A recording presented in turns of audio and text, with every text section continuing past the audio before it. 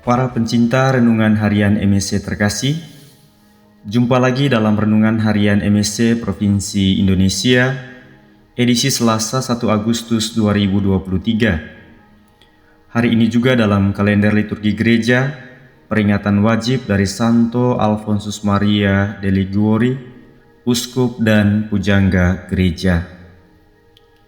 Saudara-saudariku, beberapa hari terakhir ini, bacaan kitab suci, khususnya bacaan Injil, Yesus berbicara tentang kerajaan surga kepada para murid dan juga orang-orang yang setia mengikutinya. Menariknya, bahwa Yesus memberikan penjelasan tentang kerajaan surga ini melalui sebuah perumpamaan. Misalnya perumpamaan tentang biji sesawi dan ragi, dan perumpamaan tentang lalang di antara gandum. Hal ini bertujuan agar para murid dan orang-orang yang setia mengikuti dan mendengarkan pengajaran Yesus cepat memahami apa yang dijelaskan oleh Yesus. Secara khusus dalam bacaan Injil hari ini, para murid datang kepada Yesus dan meminta kepadanya untuk memberikan penjelasan tentang lalang di antara gandum. Kata para murid, "Jelaskanlah kepada kami perumpamaan tentang lalang di ladang gandum itu." Yesus pun memberikan penjelasan kepada mereka tentang perumpamaan itu. Orang yang menabur benih baik adalah anak manusia.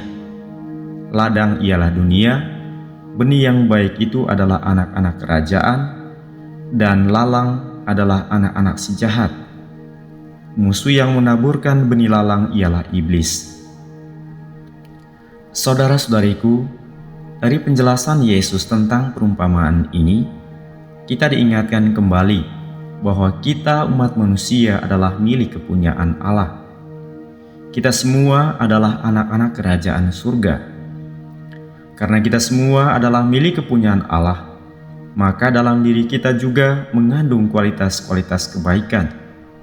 Hidup kita diibaratkan dengan benih atau bibit-bibit unggul, benih-benih yang mampu menghasilkan buah-buah dengan kualitas terbaik.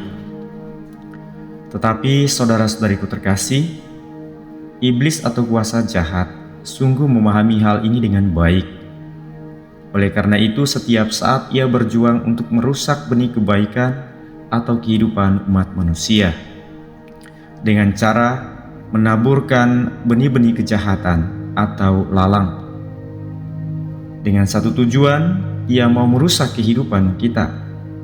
Kuasa jahat berjuang untuk merusak atau menghancurkan relasi baik kita dengan Allah.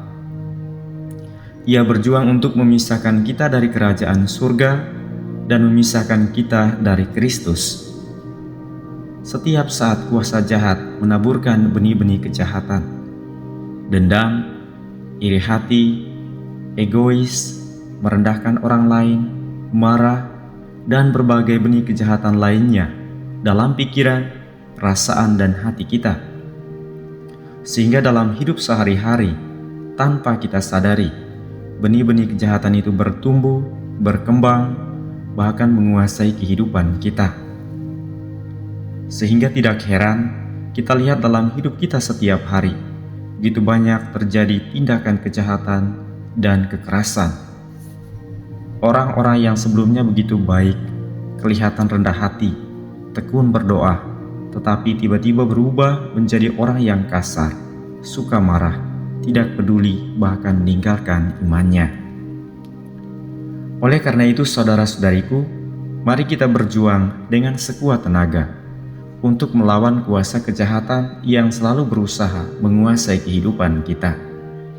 Jangan membiarkan diri kita dikuasai terus dan dibelenggu oleh kuasa iblis dengan berbagai macam tawaran yang indah dan menarik. Semakin kita mengikuti tawaran dan kehendaknya, akan membawa kita semakin jauh dari Allah. Semakin kita menuruti kuasa kejahatan, akan membuat identitas kita sebagai anak-anak terang atau milik Kristus akan menjadi pudar. Dan pada akhirnya kita akan kehilangan kerajaan surga itu sendiri.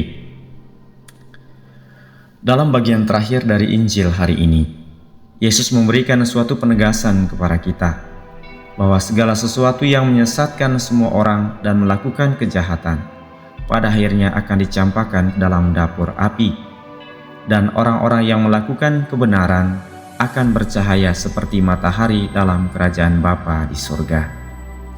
Dalam suratnya yang pertama, 1 Petrus pasal 5 ayat 8-9, ia mengatakan, "Waspadalah dan berjagalah, sebab setan musuhmu berkeliling seperti singa yang mengaum-ngaum mencari mangsanya.